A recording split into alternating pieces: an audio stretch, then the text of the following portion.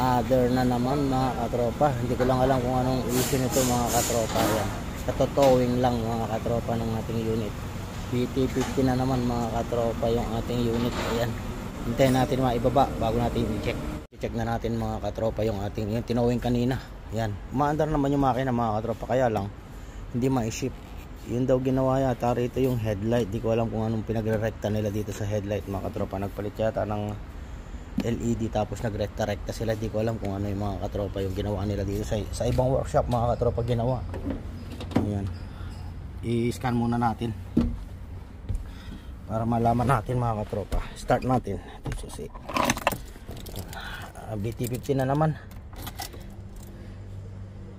Na-start siya. Ayan. Na-start yan. Nakita nyo yung P sign na wala, tapos ang daming ano. So ayan. Ayaw mag-ano yung P sign niya. So i-scan muna natin mga katropa. So ayan, habang i-start nga natin yung ano, yan nag-lock na mga katropa. Nagla-lock siya. So yan, delete muna natin tong ginamit nila kanina. Cancel natin. So yan, puro BCM mga katropa, puro BCM yung kanyang trouble code. Ayan, ang dami. Ang dami, puro BCM. BCM. So dito tayo sa PCM. Differential lock-up control circuit open. Ayan.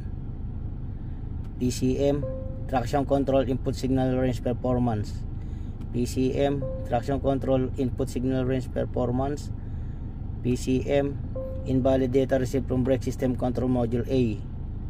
PCM again, invalid received anti-lock brake system control module. Invalid received from TCM, kaya pala lost communication with brake system control module A. Lost communication anti-lock brake system control module A. Diba? Lost communication with TCM, patay tayo dyan. Crash input hardware signal. Dami. Nag-short ito. Shortage. IPC. Wheel speed sensor. Vehicle speed sensor. Lost communication with recognition speech module. Lost communication with restraint control module. Lost communication with anti-lock brake system control module A. Lost communication with TCM. Invalid received from body control module. Fuel level circuit control module.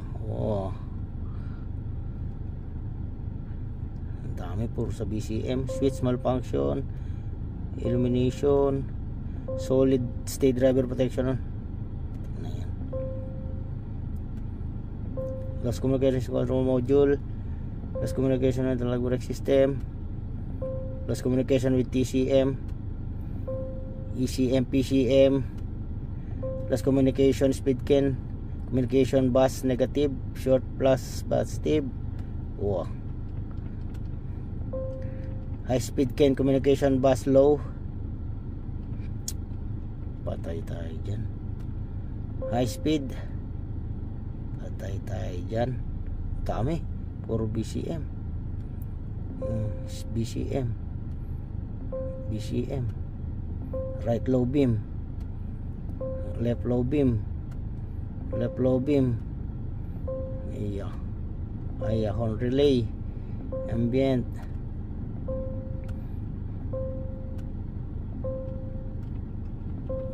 Emergency brake.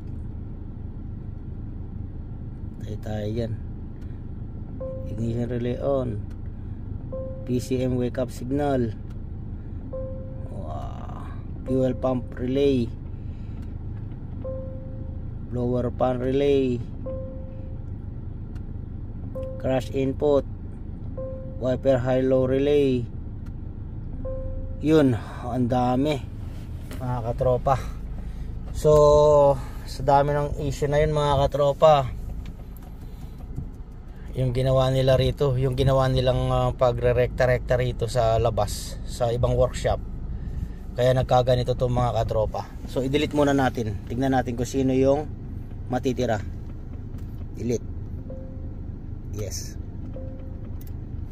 Yan, tingnan natin kung sino yung matitira mga katropa.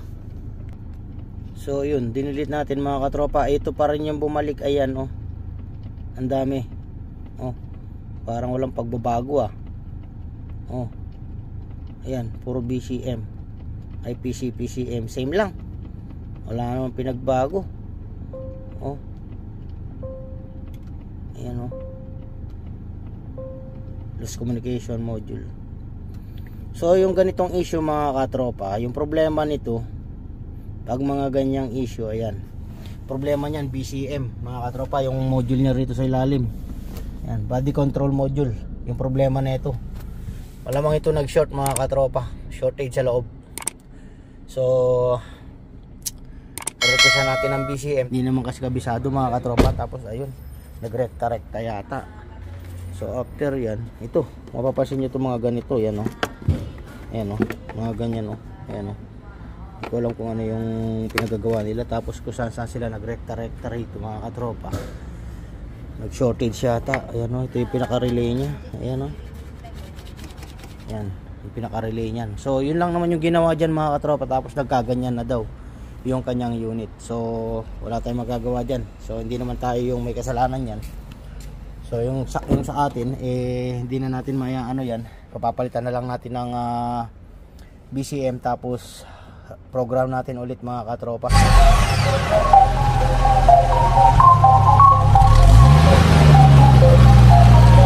The Mechanic TV. Who made this? The Mechanic TV channel, dito ay manood ka. Click mo subscribe button, click yung bell, updated ka sa mga paparating namin na gawain. Alam mo na, subaybayan galaw ni Sir Edgar Manabat. The Mechanic ka. TV. Mga katropa, bago umulan na malakas, madil makalimlim yung panahon dito. So ito na nga yung ating BCM. Napalitan na natin mga katropa yung BCM. Ito yung kanyang lumang BCM. So pag hindi kinuha, buksan natin yung loob nyo, makita natin. Ayun, ito na yung bago, nakakabit na mga katropa. So wala na yung maraming ano, meron siyang natira gear sign tsaka yung si airbag. So may problema yan sa module. Sa module ng airbag mga katropa. Sa airbag, kaya nakailaw yung gear na yan. Mamaya ipapakita ko sa inyo mga katropa. So na ita-drive na rin mga katropa, nagsi-shift na rin siya forward tsaka reverse, okay na. Di kagaya nung una na hindi pa tayo nagpapalit ng BCM na ayaw, nag-start lang siya, ayaw mag-shift, naglalak sa ating shifting, tsaka nawawala yung kanyang P sign mga katropa. So nai-program na natin na yung ginawa natin, ni-retrieve muna natin yung kanyang system. Tapos nagpunta tayo sa process ng ano, step by step mga katropa. Tapos yung susi, yan, dalawa yan, dalawang susi. So kailangan natin ng dalawang susi mga katropa. Tapos yung code ng BCM tsaka PCM ay hiningi natin sa Bermas, sa group.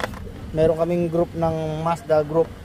Pagka kailangan ng mga special code, so inihingi natin dun mga katropa. Kaya madali lang na ipoprogram. Pag walang code kasi hindi mo maipoprocess yung procedure ng pag program ng ating BCM or PCM, yan, kung ano-ano man yan. So ito nga pala yung code mga katropa, hindi ko makalimutan. So ito, tatlo na lang natira sa sobrang dami nung una, nasa isang video natin mga katropa. Ito na lang natira, yan. So cross input, tapos cross communication with restraint control module, yan. So check natin yung harness ng control module, tsaka yung mga harness ng mga driver side airbag tsaka passenger side airbag, kung merong na damage mga katropa.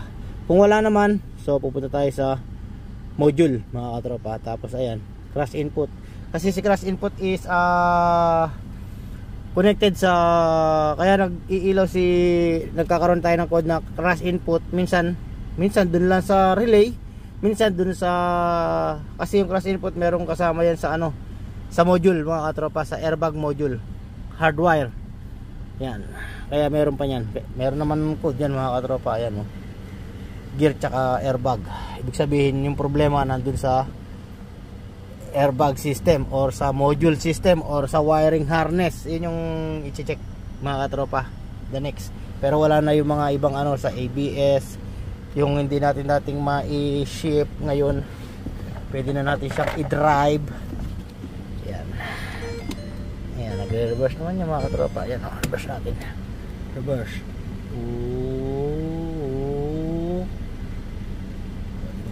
Forward. Diba? So okay na. Yan. So yun mga katropa, test drive na natin yung pinalitan natin ng BCM. Ayan, natakbo na mga katropa, nagsiship na siya. Oo, ang ganda ng shifting. Samantalang nung hindi pa natin pinapalitan ng BCM, ayaw mag-ship.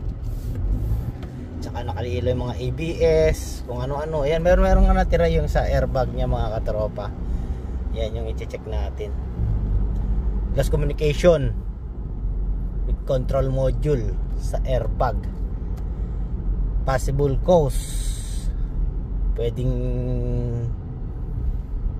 sa wiring, pwedeng sa module. Ay, kung ayaw mag-check ng wiring muna, magmo-module muna tayo mga katropa. Parang estudyante lang yan, nagmo-module. I-module muna natin siya para hindi tayo maggagalaw ng mga wiring kasi meron nga tayong mga BT50.